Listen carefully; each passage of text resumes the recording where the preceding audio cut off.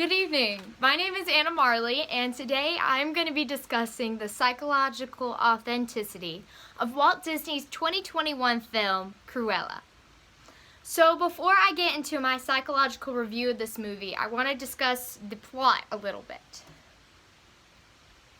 So the movie Cruella de Vill actually starts with Cruella as a child. And so we meet this very mischievous, evil child that is always in trouble. She is extremely creative, actually, but she just can't seem to do the right thing at the right moment.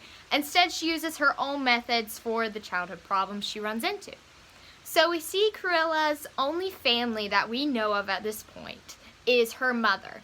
And so her mother used to tell Cruella as, she used to say, your name is not Cruella, it's Estella. So her name as a child was Estella, and Cruella was her mother's nickname just for when she was acting out and being evil. So, as you can imagine, Estella, but I'm going to refer to her as Cruella because it's a little bit easier, because that's the personality, which I'm going to be calling her personalities parts, because that's what the psychological field chooses to call them. So, the part in this part of the movie is Cruella. So Cruella as a child did not fit well into the school system, as you can imagine. So the plot really starts when Cruella is moving from one school to another, and she's gone through all the schools in her area, so she actually has to move to a totally different city. And so her mom and Cruella they have everything in their car, and they just are having to start fresh with nowhere really to go. You would imagine that they would just go to city and start off their life, but they actually go out of their way to this weird fashion show banquet party that is just kind of random. But it's like taking a kid to the candy shop, because Cruella loves fashion and she can't really keep to herself. So her mom leaves the car and she tells Cruella, she's like, do not leave this car. I need you to stay here and lay low. I'm going to be right back, but it's really important you stay here. Well, to Cruella's credit, she stays for a grand 5 seconds before she leaves the car to go just search the party to see what all it is. And while she is running around where she isn't supposed to be, she actually witnesses her mother's death. And at this point of the movie, Cruella blames herself for her mom's death because she disobeyed. And it's at this point where there is enough traumatic tension in her mental health to where I believe she broke off into a different part. She suppressed Cruella, and Estella was introduced into the movie. So a quick time lapse later, we meet Estella. So Estella is very different than what you would imagine Cruella to grow up to be. She is reserved. She's very timid. She's not a good girl. She has to do what she has to do to survive, but she also isn't really out there. She enjoys fashion still. She likes to be creative, but she uses her talents really to stay in the background rather than to draw attention to herself. So Estella, as I mentioned, is very much into fashion. So she gets to go on the adventure of a lifetime when she gets to work closely with her fashion icon, model, however you will, the Baroness. So we meet this character called the Baroness, and we see that the Baroness is not really all there. One thing this movie doesn't do is say in scientific terms what these characters are dealing with. But it's very clear that the Baroness is having some mental health issues. She's very narcissistic, egotistical. She's extremely controlling. She expects minute details to be presented to her in human matter, I guess I would say. She's not just a workaholic. She is very demanding of the people under her, and she doesn't give them any credit or reinforce any of their work. She is just she reminds me a lot of a dictator in some senses, and while those qualities don't make a person mentally unstable, it's presented in a way that the viewer really does understand that something is wrong with the Baroness. So you may be thinking, Estella is a background character. She can thrive under that because the Baroness is getting all this attention. Well, the climax of the movie happens when it is discovered that the Baroness murdered Cruella's mother. So this realization was enough to actually bring Cruella back to the scene. So what happens is Cruella decides she is going to punish the Baroness herself. And Cruella is much worse than she was as a child. She's looking for revenge this time. And with this motivator in the back of her mind, she is devious. She's willing to do whatever it takes to strip the Baroness of all that she holds dear. She is willing to break the law. She will go out of her way to do what is evil. She's a creative genius, but, very devious in her ways. So she is the exact opposite of Estella in that sense. So this is where I'm going to go away from the plot of this movie.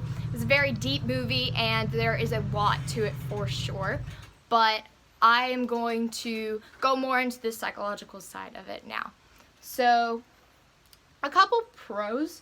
Okay, one thing that is definitely present, nothing is really said in blatant terms what Estella and Cruella are suffering from, but it is implied that Cruella has dissociative identity disorder, which is commonly abbreviated as DID, and formerly known as multiple personality disorder.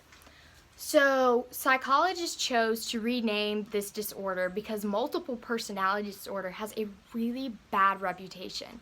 I've found a couple reasons, but the main two that I've seen, number one, Hollywood is, like everything, it blows a lot out of proportion. So multiple personality disorder was shown as you could be a normal soccer mom and then on the weekends you're a serial killer. And while that might be true, not everyone with DID suffers that extreme. So from that sense, it was casting the people with DID in a really bad light. And another thing, in the 80s, cases of DID went up because people would go to court, they'd be on trial, and they would claim to be mentally insane. And they would say, oh, I know I committed this crime, but it wasn't me. It was my other personality. So because of these two main factors, there are more out there, but these are the two general ones I've seen. Scientists chose to really dig deep into what DID is and to redefine it. So according to the OpenStax textbook, DID is defined to be a dissociative disorder in which a person exemplifies two or more identities with well-defined and that are well-defined and distinct while experiencing memory gaps during the time that a personality is emerged. So looking with this description of DID, let's look at Cruella. One thing I really liked about this movie, fashion was a major trend, and you could tell the difference about these two people just by the way they dressed, which was a really cool tool that Disney used.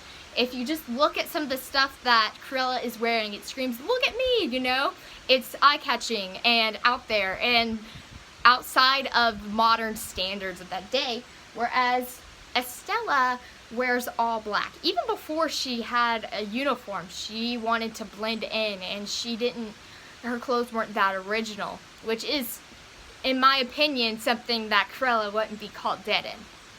So there's that aspect. Another thing that this movie does a good job of, they give the childhood of Cruella enough tension so that she has a motivator. It's not just this random lady, going out to change the world. She really does have enough traumatic experience to where she could develop DID in the future. Because two things, or three really, her mother kind of instilled that idea of you don't need to be yourself. You can't let people see that.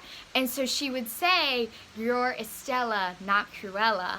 And it's kind of this idea of you need to hold Cruella back, kind of suppress her and be more civilized, I guess is the best word, but there's that aspect. She saw her mother's own murder. That is horrifying. She lived with the guilt of that murder for several years before the truth came out. She let that brew in her mind. She lived a totally different life. She wasn't herself. This part, Estella, was dominant for many, many years, just simply out of the fact that she experienced this horrible traumatic event as a young child and she didn't know how to process that.